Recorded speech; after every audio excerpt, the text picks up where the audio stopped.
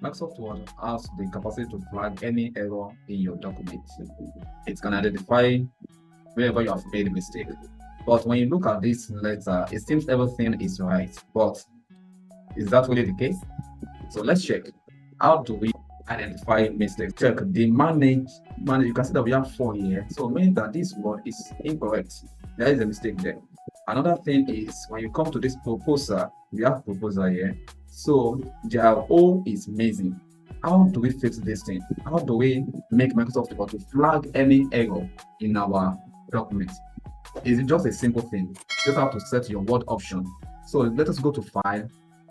This is Option. Then we go to Proofing.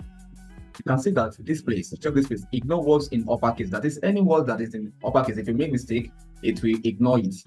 This one is ignore words that contain numbers. It means even if you add number to that word, it will ignore it.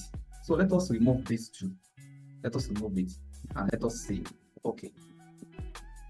Yes, you can see that we now have a word squiggly line on management because a number has been added. So we have to remove this. So it will help us to easily locate where we have made mistake in our document. So this one to proposal, we can now add the O.